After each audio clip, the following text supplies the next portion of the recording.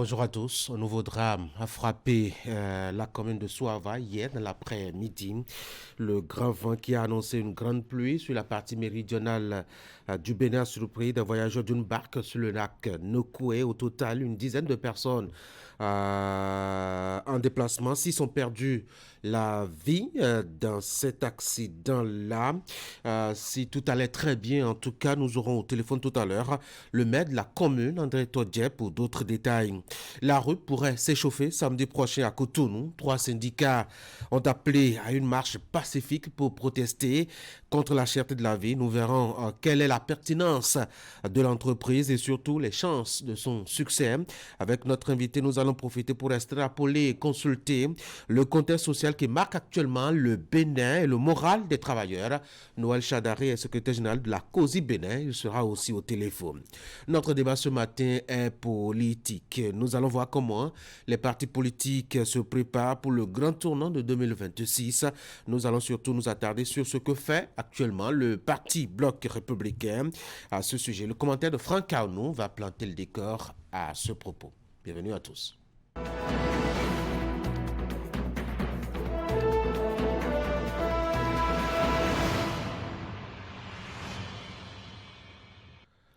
Et donc, c'est le premier rendez-vous sur Actu Matin lorsqu'on entame la deuxième partie de cette émission. On va ouvrir la une des journaux donc avec Fraternité ce matin qui parle justement de ce drame-là, récurrence des chavirements de barques sur les plans d'eau territoriaux, urgence d'assainir le transport fluvial a placardé en manchette ce matin Fraternité. Et puis pour l'aboutissement de la proposition de loi spéciale portant amnistie, Amagansa indique la démarche à suivre. Appel à manifestation d'intérêt pour l'assise. Nous passons à matin libre, cherté de la vie, Anselme Moussou, lui de la CSA Bénin. Il y a un mal-être social général, à souligner donc l'homme. Le matin Bénin, 6,4% de taux de croissance économique en 2023 contre 6,3% pour 2022. Vous avez tous les chiffres donc dans les colonnes de Le Matin. Ce matin, Bénin, fichier national des aspirants à l'enseignement au niveau donc du supérieur. Les résultats sont disponibles et en ligne. Nous apprenons donc le matin. Nous sommes avec Diakpata avec une grosse interrogation en manchette. Élection présidentielle de 2026. Quel candidat pour diriger le Bénin? Libération, fonctionnement des écoles primaires publiques au Bénin. Voici la répartition des subventions 2023. 2024, Gaskiani Info présidentielle de 2026. Patrice Talon peut-il faire le prochain président? En tout cas, l'homme a donné sa position. Vous le savez déjà, le quotidien Gaskiani revient là-dessus. Le journal Palmarès, session ordinaire du bureau politique du parti du cheval Blanc-Cabré. ABT prend des engagements pour un rayonnement du bloc républicain.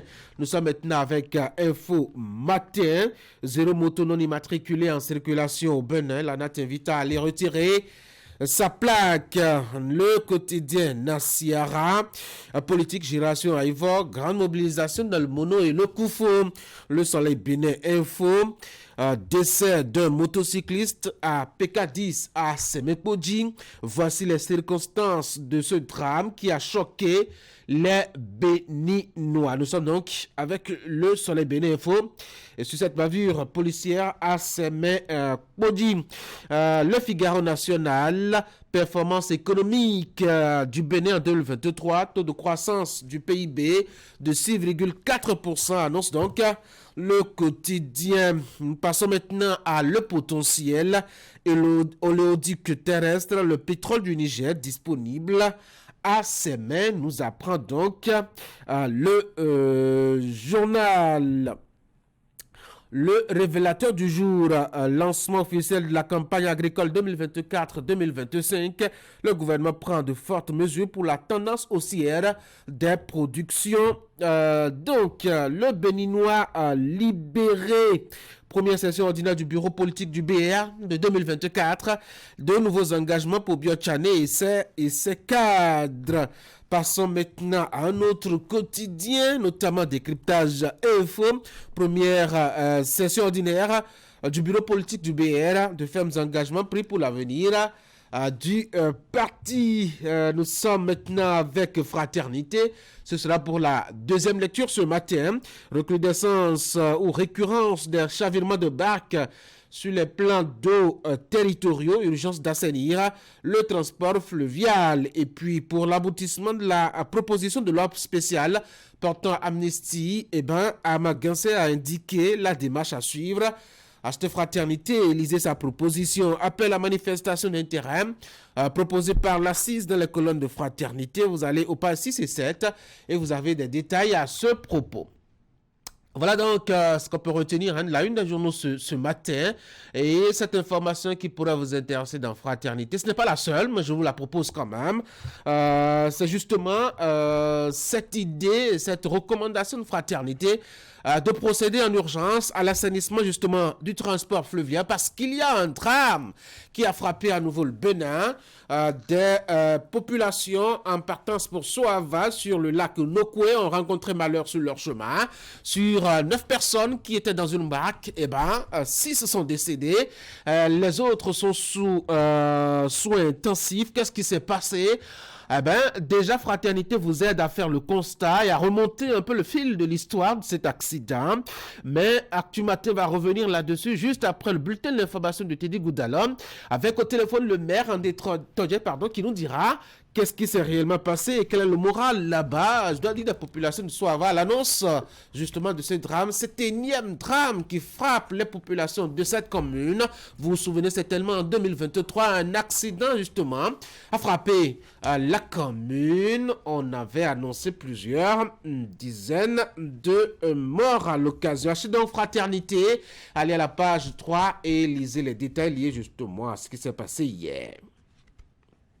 Maintenant, on va passer au bulletin de l'information. Voici Teddy Goudalon. Teddy, bonjour. Bonjour Tanguy, bonjour à toutes et à tous. Allez, ce matin, vous nous présentez donc, comme tous les lundis matins d'ailleurs, le bulletin de l'information. Et justement, dans cette partie d'Actu Matin, on a les images de la descente des préfets des 12 départements du Bénin au sein de la zone industrielle économique de Glodjigbe GDIZ.